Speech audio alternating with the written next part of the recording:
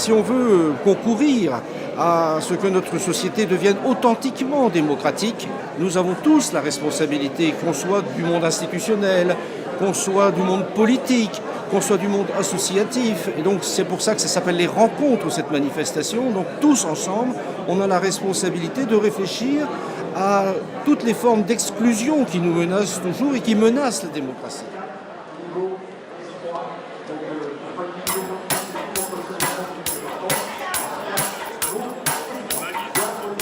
La forme d'inclusion ultime, c'est un idéal. C'est un idéal donc qui est très lointain, comme tout idéal. La forme d'inclusion, c'est que pour qu'il y ait authentiquement démocratie, il faut qu'il y ait l'accès de tous au droit commun. Qu'il n'y ait personne qui se sente à côté du droit des autres. Et que tous les citoyens, tous de la même façon, les jeunes, les anciens, les ruraux, les urbains, les hommes, les femmes, aient le sentiment qu'ils ont tous également accès au droit commun. Et qui bénéficient à ce titre de la part des institutions, de l'État, des politiques, du même respect, de la même considération et au-delà de ces questions qui sont fondamentales, des mêmes chances de réussir leur projet de vie.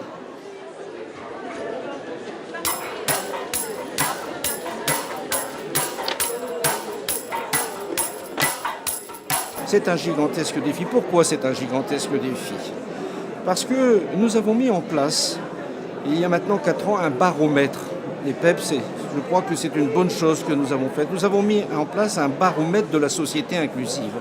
Comment les Français vivent-ils le sentiment de faire partie d'une communauté où chacun a les mêmes droits? C'est ça le baromètre. C'est un baromètre qui a pour objet de mesurer la perception des Français sur l'égalité dans notre pays. Or, ce baromètre fait apparaître, pas forcément la réalité, mais en tout état de cause, cette perception est un fait social. Et il faut le prendre en compte, il faut que tout le monde le prenne en compte. 76% des Français considèrent que notre société est inégalitaire.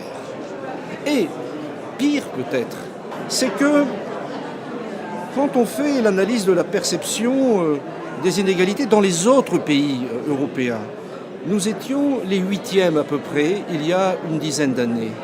Et aujourd'hui, nous sommes les premiers.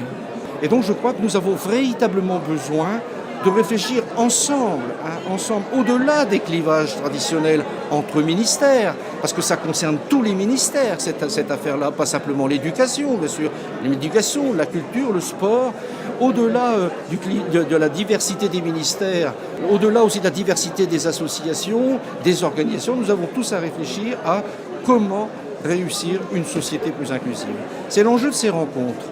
84 intervenants venant de tous horizons, de tous ces univers, les institutions, les politiques, les associations, avec nos partenaires et amis étrangers.